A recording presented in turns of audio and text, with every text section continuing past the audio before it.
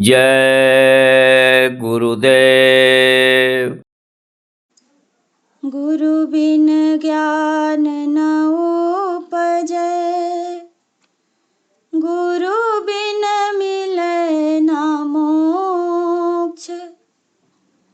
गुरु बिन लखै ना सत्य को, गुरु बिन मिटै ना दोष। गुरु बिन लखै ना सत्य को, गुरु बिन मिटै ना दोष।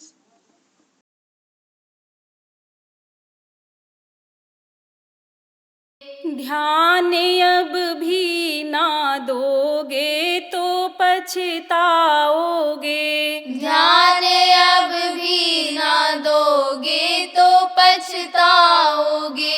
आज से अच्छा मौका ना कल पाओगे। आज से अच्छा मौका ना कल पाओगे। आज क्या सोचते क्या यह सुविधा पड़ी। आज क्या सोचते क्या यह सुविधा पड़ी। धर्म की राह में कैसी बाधा खड़ी। धर्म के राह में कैसी बाधा खड़ी। पा चुके जितनी सुविधा ना अब पाओगे। आज से अच्छा मौका ना कल पाओगे। पा चुके जितनी सुविधा ना अब पाओगे। आज से अच्छा मौका ना कल पाओगे। ऐसा नर्तन ना तुमको मिलेगा कभी। ऐसा नर्तन ना तुमको मिलेगा कभी। कभी नर्तन मिला तो गुरु ना मिलेंगे। कभी नर्तन मिला तो गुरु ना मिलेंगे। कभी गुरु मिले भी तो पुराना गुरु पाओगे। आज से अच्छा मौका ना कल पाओगे। कभी गुरु मिले भी तो पुराना गुरु पाओगे। आज से अच्छा मौका ना कल पाओगे। काल भगवान डंडा उठाए खड़े। काल भगवान डंडा उठाए खड़े। और दयालु बचाने हमें चल पड़े। और दयालु बचाने हमें चल पड़े। बात मानो अभी तो बच जाओगे। आज से अच्छा मौका ना कल पाओगे। बात मानो अभी तो बच जाओगे। आज से अच्छा मौका ना कल पाओगे। मांस मछली व अंडों का सेवन तजो। मांस मछली व अंडों का सेवन तजो। सब नशे छोड़ प्यारे गुरु को भजो।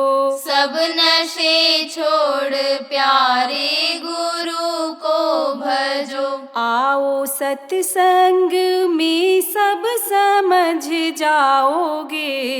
आज से अच्छा मौका ना कल पाओगे। आओ सत्संग में सब समझ जाओगे। आज से अच्छा मौका ना कल पाओगे। ध्यान अब भी ना दोगे तो पछताओगे। ध्यान अब भी ना दोगे तो पछताओगे। आज से अच्छा मौका ना कल पाओगे। आज से अच्छा मौका ना कल पाओगे। जय गुरुदेव। जय गुरुदेव।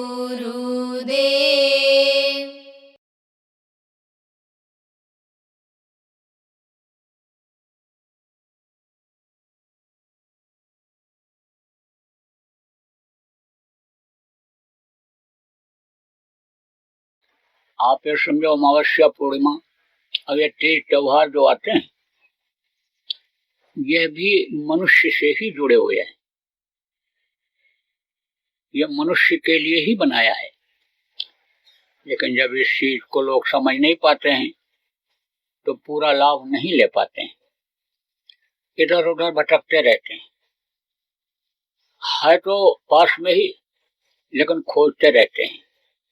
जैसे कहा ना, कस्तूरी कुंडल बसे मृग ढूंढे बन माही, ऐसे कटकट राम है दुनिया देखत नहीं। इसी तरह से धरती से जो तत्व मिलता है मनुष्य को स्वस्थ रहने का, वो दवा से नहीं मिल सकता है।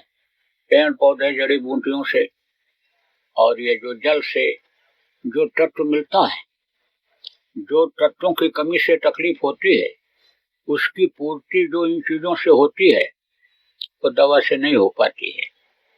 और दवा से होती भी है तो उन दवाओं का सही असर नहीं होता है। आप ये समझो, मुस्तकिल जिसको कहते हैं, अस्थाई जिसको कहते हैं, उससे उसका समाधान नहीं होता है, आराम मिलता नहीं है। तो इन चीजों को किसने बनाया था? स्नान जैसे आज बहुत से लोग नदियों में कर रहे होंगे, करते हैं, तीर्थ स्थानों पर जाते हैं, वहां कुछ दान पुण्य करते हैं, तो यह सब नियम किसने बनाया था? यह सब महात्माओं ने बनाया था कि भाई जो कुछ कर्म करते हो गृहस्थ आश्रम में, अच्छा बुरा जो भी हो जाता है, तो किसी को रोटी खिला दोगे, पानी पिला दोगे, किसी की मदद कर दोगे, किसी की गठरी मुठरी सर सामान जो जा रहा है स्नान करने के लिए उसको उठा करके ट्रेन में बस में रख दोगे, एक जगह से दूसरी जगह सिर पर रख कर ले जा करके रख दोगे, तो उसका भी लाभ मिल जाएगा। नदियों में स्नान करने का लाभ मिलता था। और अमावस्या पूर्णिमा के दिन ही क्यों अनिय स्नान का नियम बनाया गया? और ये जो तिथियां हैं ये क्यों बनाई गई? पूर्णिमा क्यों बनाया गया? आप ये समझो, इसका अलग अलग अर्थ है। जैसे आज कार्तिक पूर्णिमा है तो कार्तिक पूर्णिमा को तो लोग दान पुण्य कर देंगे, स्नान कर आएंगे। मान लो कहीं प्रवचन हो रहा हो, राम कथा, कृष्ण कथा, तीर्थ स्थानों पर महाभारत की कथा, गीता कोई सुना रहा हो तो सुन करके तो चले आएंगे, लेकिन असर उसका नहीं पड़ेगा, क्योंकि यह समझो आपकी जानकारी पूरी उससे नहीं हो पाती है। जैसे बताने वाले होते हैं, ऐसे सुनने वाले होते हैं। तो आज कार्तिक पूर्णिमा है, अलग अलग महीने का अलग अलग महत्व है। आप देखो, कार्तिक का मतलब क्या होता है? काया में ताको। ताको किसको कहते हैं? देखो। तो काया किसको कहते हैं? इसी शरीर को। कहा ना, तेरी हीरा जैसी काया तो जल जाएगी मना, ठाट बाट सब छूट जाएगा, छूटे तेरी यारी, छूट जाएगा धन दौलत सब, छूटे रिश्तेदारी। कब? कि जब इस काया के का शरीर का यानी समय पूरा हो जाएगा। लोग का नियम यही है, जो पैदा होता है वो मरता है, जो पेड़ फलता है झड़ता है, जो आग जलती है वो बुझती है। तो जब ये यानी समझो कि समय पूरा हो जाएगा तो समझो कि इसकी कोई कीमत नहीं रह जाएगी। इसके लिए जो भी साजो सामान इकट्ठा करते हैं वो भी कोई काम आने वाला नहीं रहेगा। तो इसको कहते हैं काया। तो काया में ताको। कहाँ ताको? अंदर में ताको, अंदर में देखो। बाहर देखोगे तो यही हड्डी मांस, यही जो नाशवान चीजें हैं, जो खत्म हो जाने वाली चीजें हैं, यही दिखाई पड़ेंगी और इसी को देखते रह जाओगे। लेकिन अंदर में ताकोगे, वो रास्ता मालूम हो जाएगा। तो अंदर में तो ऐसा खजाना भरा हुआ है कि जो कभी खत्म होने वाला ही नहीं है। अंदर में तो समझो कि वो चीजें हैं जो कभी खत्म होती ही नहीं हैं। आप समझो कि जो नाशवान नहीं है, खत्म होने वाली चीजें नहीं है, तो कार्तिक पूर्णिमा ये याद दिलाती है कि अंदर में ताको, अंदर में देखो, अंदर में ही सब कुछ है। यही घट भीतर सात समुंदर। जिसको जानकारी हो जाती है वो समुद्र में न तो नहाने के लिए जाता है, न गंगा जमुना में नहाने के लिए जाता है। उसकी काया तो ऐसे ही स्वच्छ साफ बाहर की रहती है और अंदर में भी यानी सफाई हो जाती है। देखो, बाहर नदियों में स्नान करने से बाहर की यह काया तो धुल जाती है, लेकिन अंदर की जो कालिमा है, अंदर में जो गंदगी जमा है, वो यानी खत्म नहीं होती है। इसीलिए तो पलटू साहब ने कहा, धोबिया वो मर जाएगा, चादर लीजिए धोए, चादर लीजिए धोए, भाई वो बहुत पुरानी, चल सतगुरु के घाट बह जा निर्मल पानी। तो इसका अलग महत्व है। आप ये समझो, पीछे अभी क्या निकला आपका, कुआर। कुआर का मतलब क्या है? यानी यह समझो कि ये जो जीवात्मा है यह कुंवारी न रह जाए। लड़की बड़ी होती है तो कहते हो भाई इसकी शादी करना जरूरी है, ये कुंवारी न रह जाए। तो जीवात्मा की शादी किससे होती है?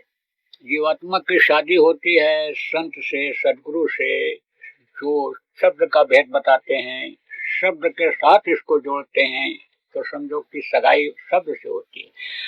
आप ये समझो, आप जैसे कोई लड़की है और माँ बाप जिम्मेदारी नहीं महसूस कर पाते हैं कि समय से इसकी शादी कर देना चाहिए।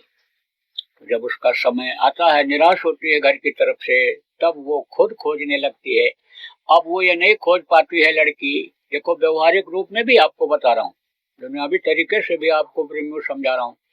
तो जब वो ये देख लेती है कि भाई अब ये लोग नहीं देख पा रहे हैं, तो वो किस पर मोहित हो जाती है? रूप रंग पर, धन दौलत पर, रुपया पैसा पर, और उसका निर्णय गलत हो जाता है। फिर वो गलत लड़कों के चंगुल में पड़ जाती है, बदमाशों के या चंगुल में पड़ जाती है, जिंदगी बेकार हो जाता है। ऐसे ही जब सही वर नहीं मिलता है, सही पति जब नहीं मिलते हैं, तो शादी की हुई भी यानी समझो कि ये औरतें बेकार में ऐसे मतलब परेशान घूमती रह जाती हैं। करना चाहिए। तो आप ये समझो कि जो सतगुरु के साथ सूरत नहीं बन पाती है, सगाई शादी नहीं हो पाती है शब्द से, वो किसके चंगुल में आ जाती है? मन के चंगुल में आ जाती है। और मन का काम क्या है? बदमाशी करना।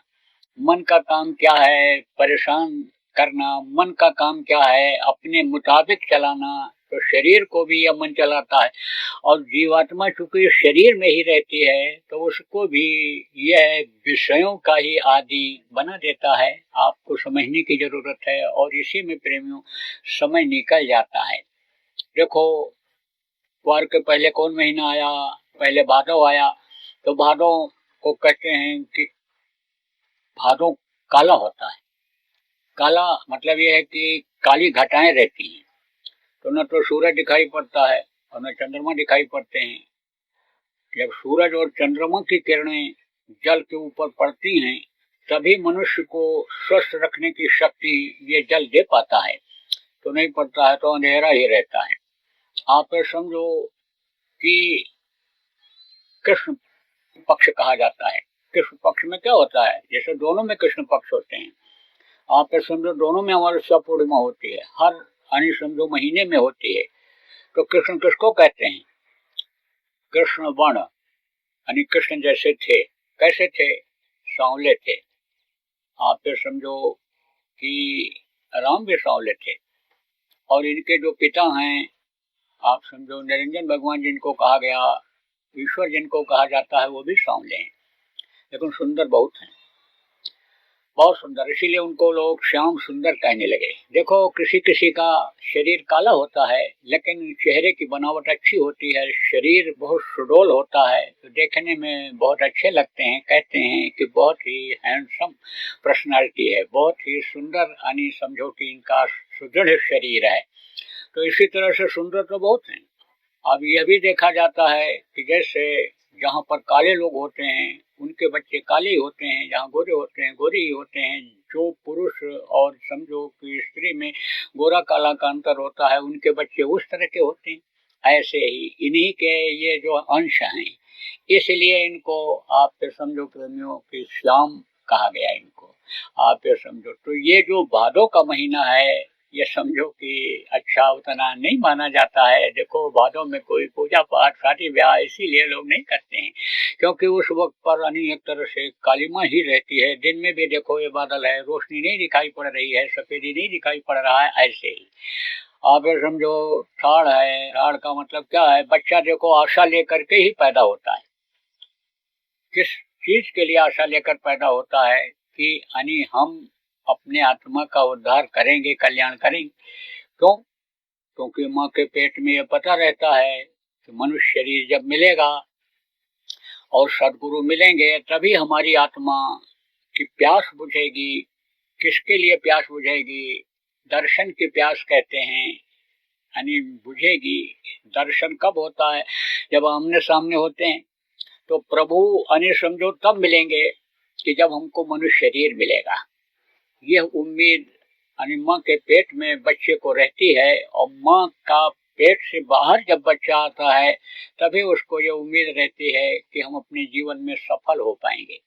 लेकिन जैसे मैंने अभी बताया, रास्ता बताने वाले समर्थ गुरु नहीं मिले तो ये मन भटका ले जाता है। और यही मन शरीर से जिससे साधना करना चाहिए, इससे समझो कि गलत काम कराता है, व्यभिचार कराता है। कहा ना, कुंवारी सूरती करे व्यभिचारा। जिसको सदगुरु नहीं मिले, रास्ता बताने वाला नहीं मिला, उसका शरीर ही इसी तरह का हो जाता है।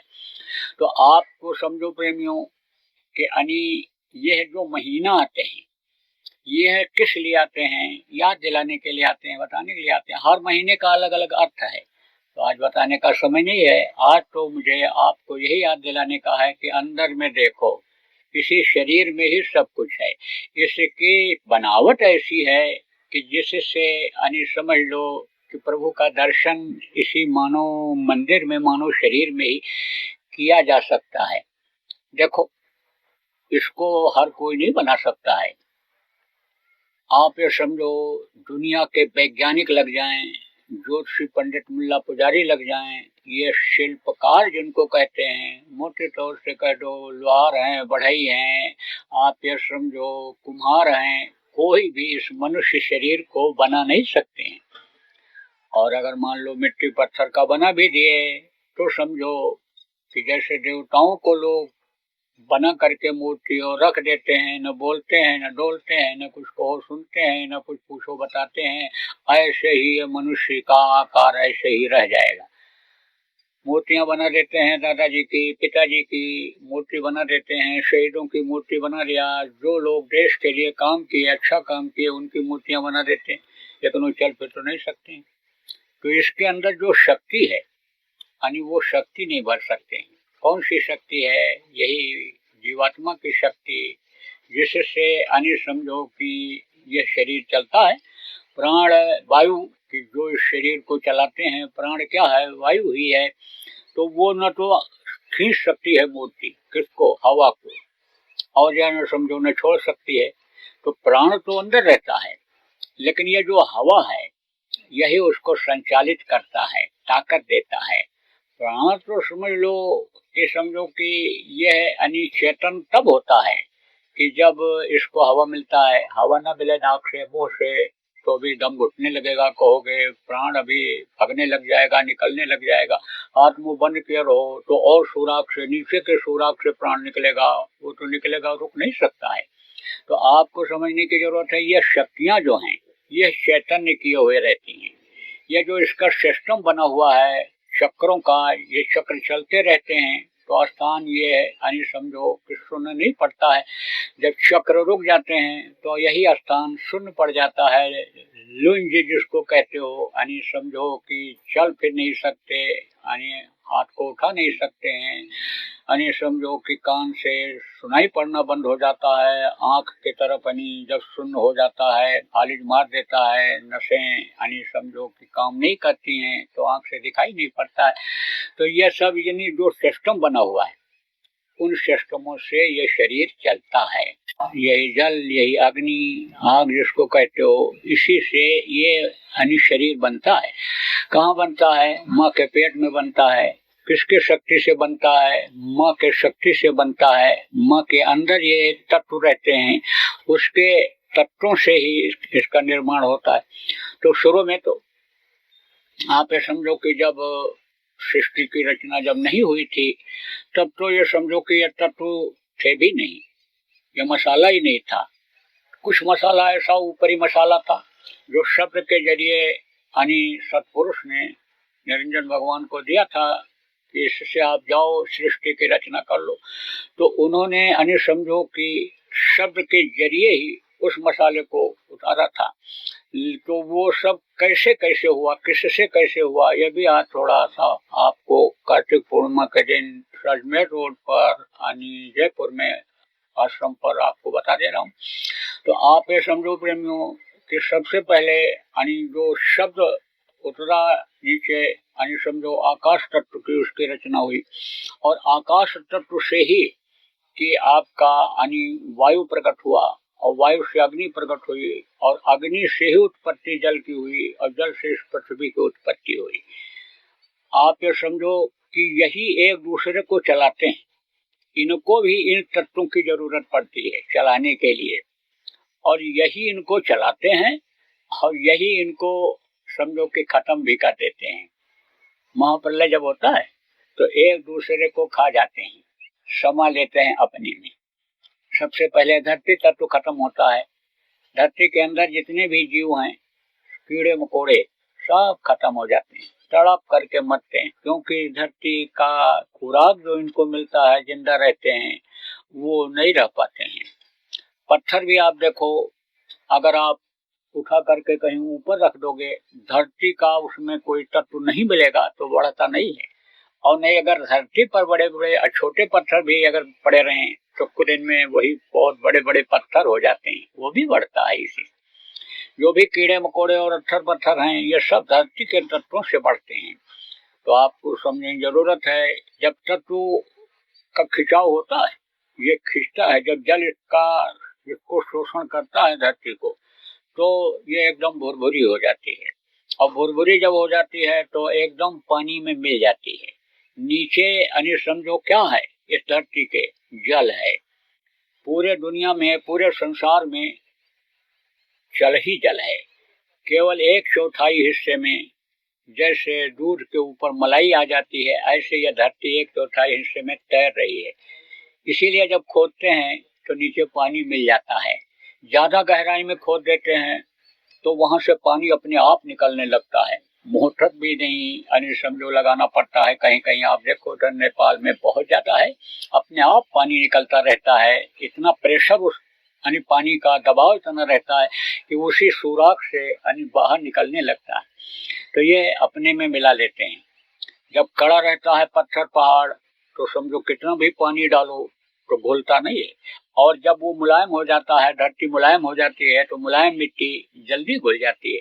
तो ये अपने में मिला लेता है। कौन? ये जल पृथ्वी को मिला लेता है। लेकिन जब प्रलय की स्थिति आती है, खिंचाव होता है, उनकी मौज बनती है, इसको हम खत्म करें तो समझो कि यानी यह जल भी जल को सोखता है, शोषण करता है। कौन? जो जल की उत्पत्ति किया, अग्नि, आग जिसको कहते हैं। जैसे देखो कपड़ा जो है वो गीला हो जाता है, हाथ गीला हो जाता है तो आग के सामने इसे लगा देते हो तो सूख जाता है। तो शोषण करती है अग्नि। किसका शोषण करती है? जल का शोषण कर लेती है। तो जल के जीव तड़प के मर जाते हैं, एक भी नहीं बचते हैं। फिर यानी समझो अग्नि को कौन सोखता है? अग्नि को वायु सोख लेता है। देखो एक बार अग्नि तो बड़ी तेजी से प्रकट होती है, लेकिन हवा के ही असर से यानी आर्द्रता जिसको कहते हैं, नमीपन जिसको कहते हैं, नमीपन आ जाता है, बस वो बुझ जाती है आग। यही कारण है, देखो कहीं आग लगती है तो उसको पानी से बुझाते हैं तो वो एक दूसरे को सोख लेते हैं। तो ये उसको सोख लेता है, खींच लेता है, एब्जॉर्ब जिसको कहते हैं, अपने में मिला लेता है। क्या? यही हवा। अब हवा बचा, हवा को आकाश तत्व जो होता है अपनी तरफ खींचता है तो ये खत्म हो जाते हैं। तो कौन बचता है ऊपर? ये जो देवी और देवता के लोग हैं ये बचते हैं। तो जब शब्द खींचता है तो ये भी सब सिमट जाते हैं, ऐसे एक दूसरे में सिमटते ऐसे चले जाते हैं। कई तरह के प्रलय होते हैं। एक तो नित्य प्रलय होता है, तमाम कीड़े मकोड़े ऐसे हैं जो पैदा होते हैं तुरंत मर जाते हैं। और देखते हो कि ऐसे चींटियां मरी पड़ी हुई हैं, ऐसे देखते हो कि पतंगे बरसात में पैदा होते हैं और तुरंत ऐसे मर जाते हैं, फैल जाते हैं, मच्छर ऐसे देखो मर जाते हैं इससे। वो प्रलय यानी ऐसा प्रलय नित्य प्रलय होता है। खंड प्रलय होता है, खंड प्रलय में कहीं बाढ़ आ गई तो कहीं पहाड़ धंस गया तो कहीं कुछ हो गया, ये प्रलय होता है। वैराट प्रलय होता है, कुछ स्थान तक का होता है अलग अलग। और महाप्रलय होता है, उसमें ये सब सिमट जाते हैं, ब्रह्मा विष्णु महेश और ये इनकी माँ आद्या महाशक्ति और ये काल इनके पिता ब्रह्मा विष्णु महेश के ब्रह्म, ये सब सिमट जाते हैं। और ऊपर में एक नका है 10वां द्वार के पास, वहां पर छोड़ दिया जाता है। जब उस मालिक की मौज होती है तब फिर नीचे का विस्तार करता है।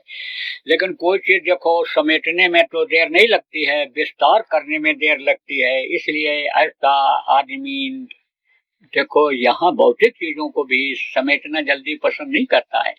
जब ये देख लेता है कि कारखाना लगाने में हमको 2 साल 3 साल लग गया, बनाने में तैयार करने में, तो जब देख लेता है कि अब भाई इसको बंद करना ठीक नहीं है, चलो धीरे धीरे धीरे चलाते रहो।